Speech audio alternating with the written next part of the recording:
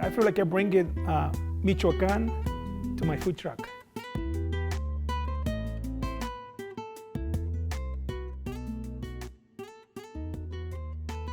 The state of Michoacan de Ocampo lies in west central Mexico and is the native home of Indolfo Martinez, owner of Taqueria MTZ. A specialty there is birria, which traditionally is a Mexican dish of stewed meat, either beef or lamb or goat. And it makes a mean taco filling.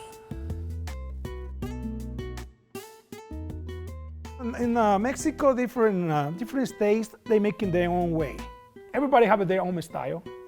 The way I make it is that we make a estilo Michoacan and Guerrero. They're the similar. They have the similar birria, but in Mexico, the birria, the original birria, I believe is from Guadalajara.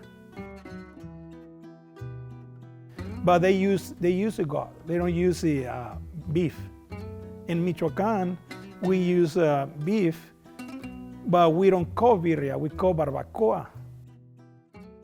In Chihuahua, they make more like with no color, just like a slow cook with some garlic and some spices and bay leaf or something like. It's not color. The color is like barbacoa. They don't use a guajillo pepper.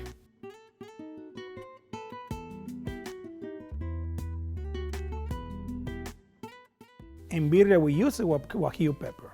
And some chile ancho is the one give you more the color because it's more red.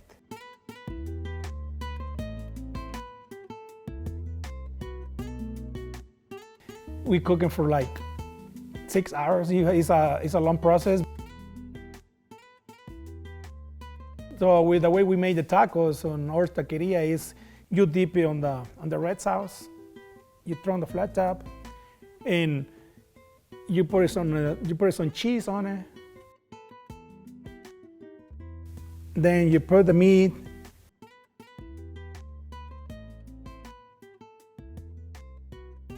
cilantro and onions, but you have to leave it for a little bit on the flat top to make it the difference between birria tacos and the regular tacos, because that is a little bit more crunchy.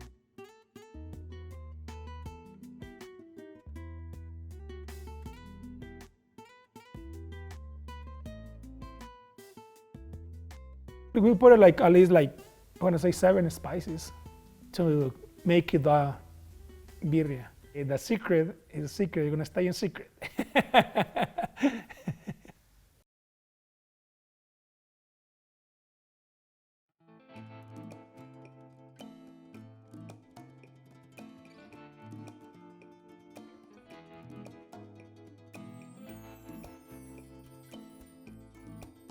The tacos history goes back to the pre-Hispanic era. Now, that's not to say that it was called a taco then. It was just a folded or rolled tortilla.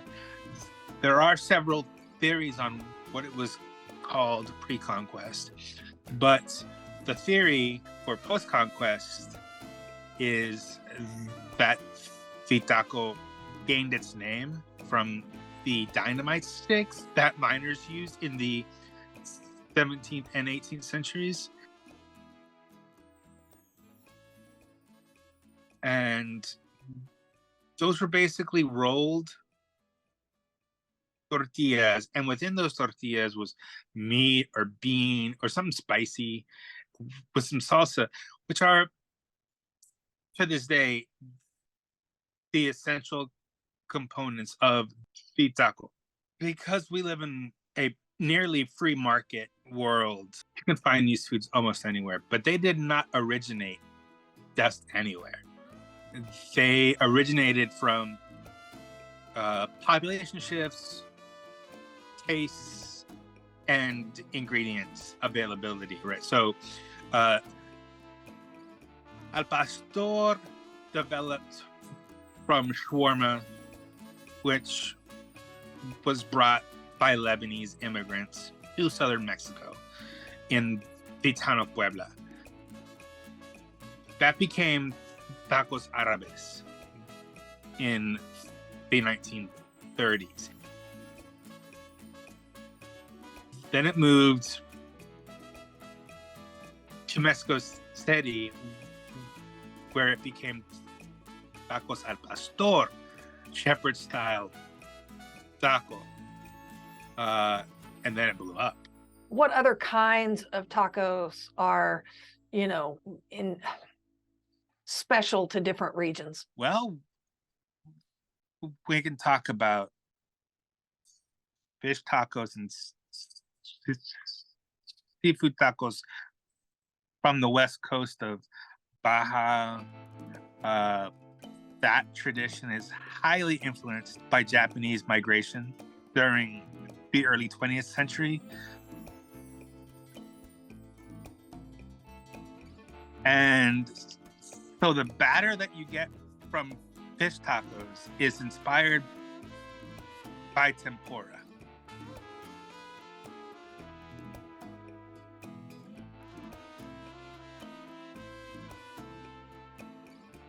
Another one would be carne asada. We are very familiar with that because we live in beef country. And it's a northern Mexican taco, and we just happen to live in what was once northern Mexico. So you could say that we're still part of Mexico. They're good. You can never go wrong with tacos. First of all, they're made with a lot of love. Every time we cook, it's like if we were feeding our kids. We've been in business it's gonna be our 5th year in March. Second on this location, we started in a food truck. The only one that had a background on this business was my uncle. I believe he started when he was 14 in a restaurant, and it was different type of restaurant. He worked at a high-class restaurant where it was main dishes that is, like rich people go. My history started like 28 years ago because I started cooking in Mexico, in Chihuahua, Mexico. Yeah. And was my first job, and I love it. It was a big restaurant. They sell all kind of food from steak to chilaquiles, tacos, everything. The Socios is a chicken, that's our family recipe. He came up with it, and pretty much everything fed off that one. The Socios tacos, the chicken, how we marinate it and put the spices on it is, I'm kind of the Colonel Sanders, the KFC. Yeah, I made my own recipe on the chicken. It's pretty good. Our shrimp tacos are cooked the same way. Our alambre tacos are one of our top sellers.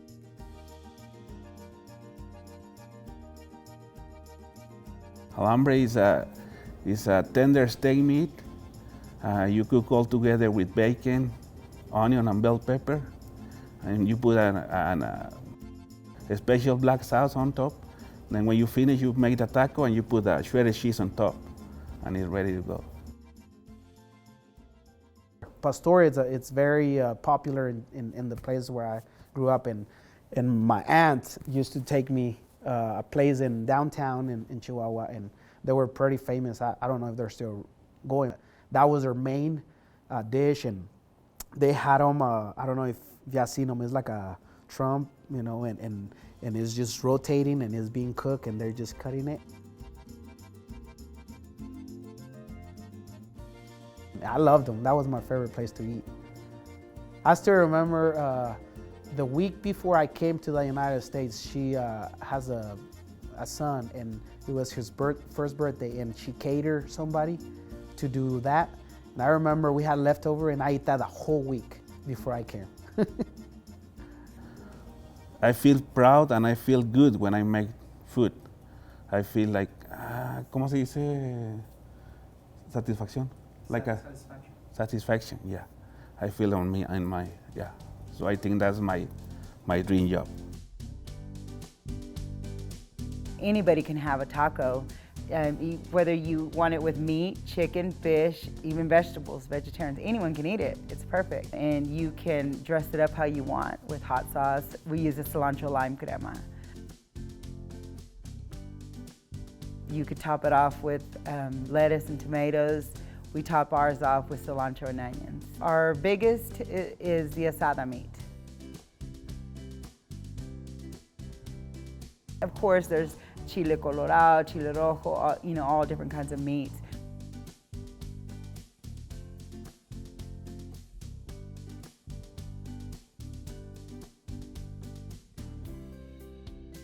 But this is more of the meat flavor that you're tasting. Our asada fries are killing it. We make a queso, and I add cream cheese, half and half, green chilies, and all kinds of seasoning in it.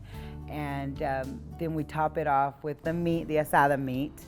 And we put a cilantro lime crema, a chipotle crema, cilantro, onions, and it's just really hearty. We went into catering as Fresh Box of Amarillo. And we did that maybe about a year. Most of my caterings were during the day while kids are in school. I wanted to be able to do something where I was off in the evening, able to pick them up. I catered for meetings, and when COVID hit, everything went to Zoom, remember? And nobody needed any food for their meetings because they were eating at home.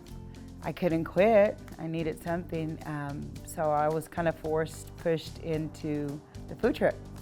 The door opened. Some doors closed, others opened. You asked me how I started.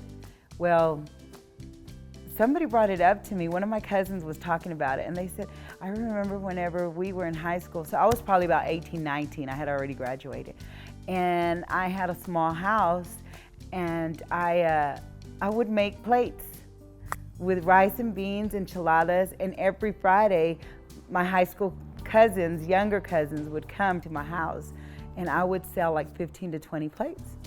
I had forgotten about that. I was like, oh my gosh, that's true. I have always been doing some kind of food. I love my food truck family. Everyone out there is working just as hard as I am.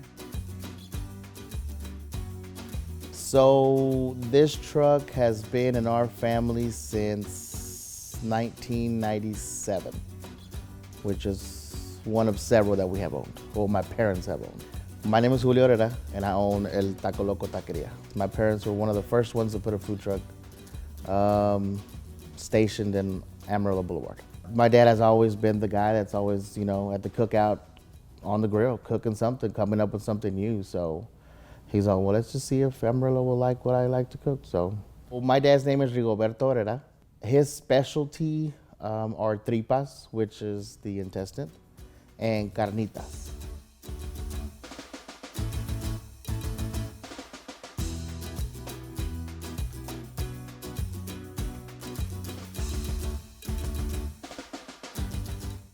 That's a 4 or 5 hour job for such a small quantity of food, but the way he does it, the way he cooks it, is the original way you're supposed to cook it. A big old caso with a big old flame, exactly how they used to do it back where he's from. There's a lot of people that do shortcuts. My dad's all like, if you don't do it the right way, it's not gonna come out good, it's not gonna taste delicious. So those two things are, I think, what the food truck really, caught the most. Because beef is beef. You can make chicken, beef fajita, stuff like that. But when it comes down to tripe, not many people know how to do it the right way. So when my dad tried it, people loved it, and he went with it. In short terms of what tripe should taste like is like biting into some chips. When you put lime and salt on some chips, you take a bite of it, it crunches. So most people that don't know about it, they don't know how to get it. So they're like, oh, whatever you think is best. Well, your taste buds could be different. You may not want something real chewy, you may want something real crunchy.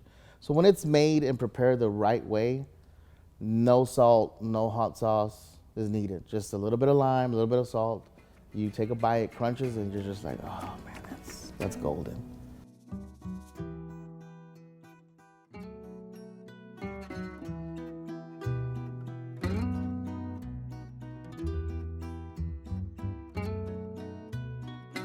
I'm from Mexico. And I came to this country when I was like 17 years old.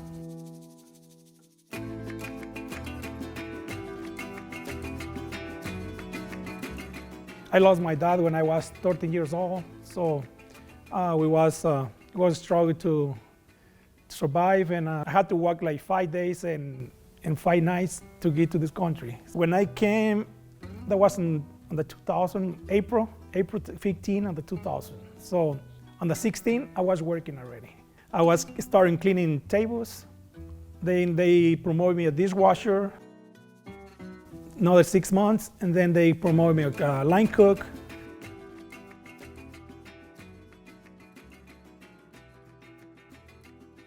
My challenge, and I always have in my mind what I want.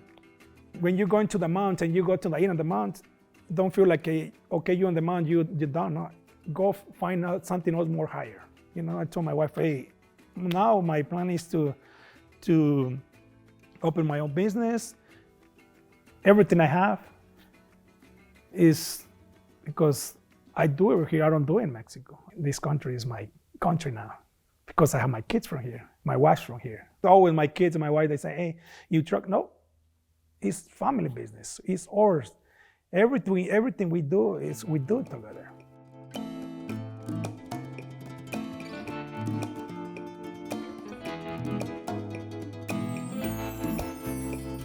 I don't think you can dissociate the food itself from the entrepreneurship.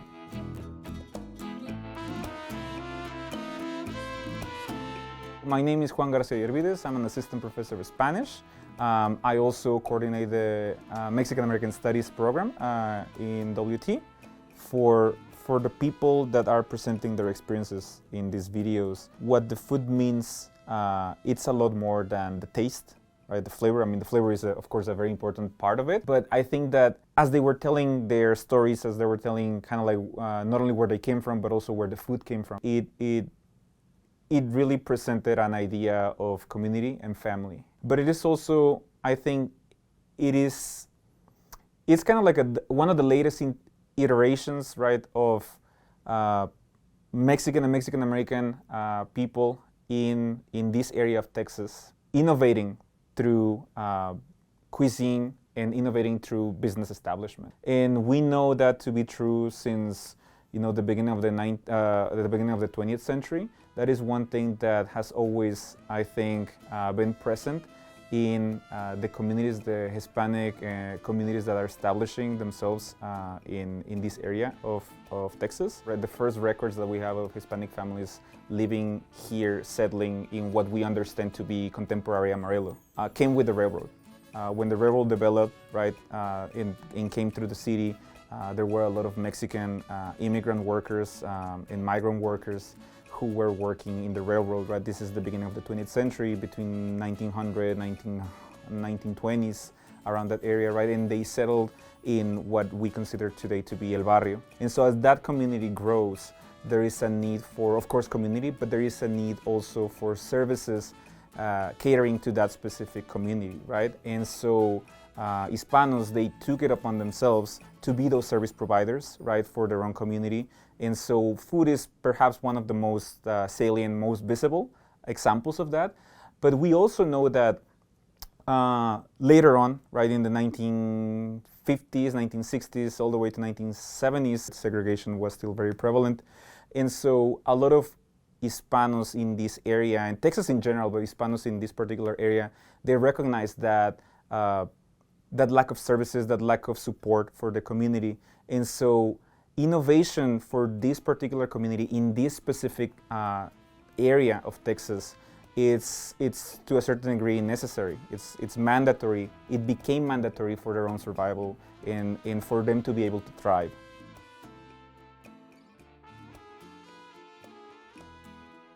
These are entrepreneurs, right? These are people who are devoted and dedicated to their business. And it takes a lot of resiliency. It takes a lot of mental strength. It takes, I think, a lot of creativity, right?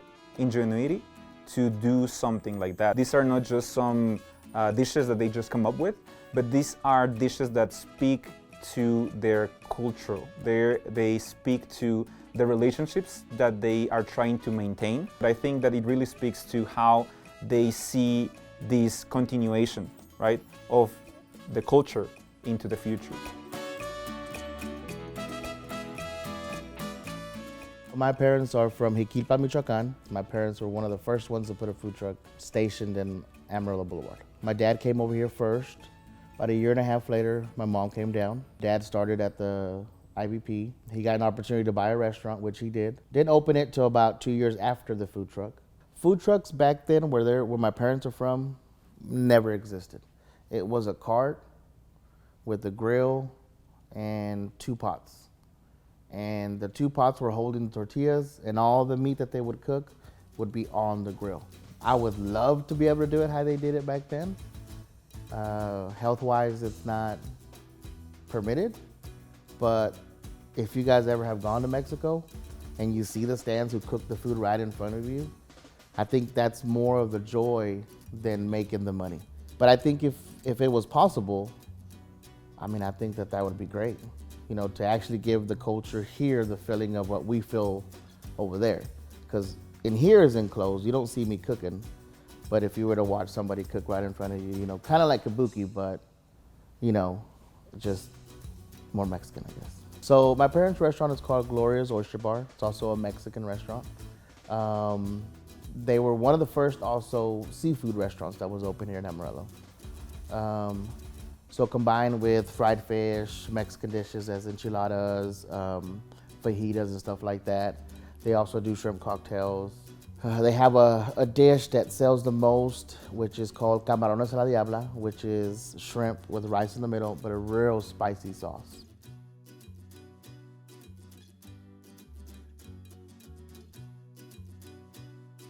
They're going 32, 33 years strong now, so. I remember at 10 years old, on a stool, washing dishes at the restaurant, and then helping my mom in the kitchen. So when I saw the food truck just sitting there, I was like, you're gonna be mine one day. And yeah, I turned 18 and I was like, yeah, I'm gonna grab that thing. It's funny because I have a video of my daughter washing dishes in here, and she's doing it so loosely. She's just like she's loving it. I saw myself in her. Whenever I saw that, I was like, I remember doing that. She was standing on a 5-gallon bucket. I was standing literally on a stool. I used to be short back then. Well, I'm still short now, but washing dishes at my mom's restaurant.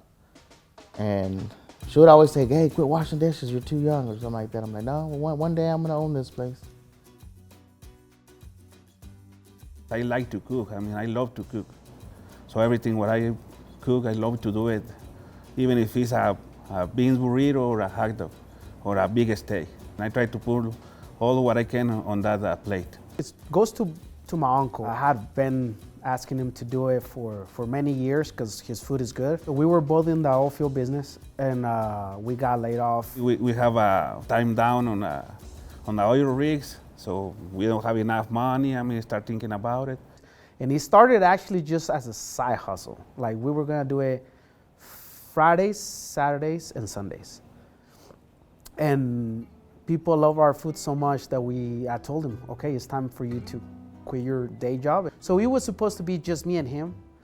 My sister came along, and both of my sisters the first couple weeks. We have probably 18 employees right now, and probably 12, 13 are our family.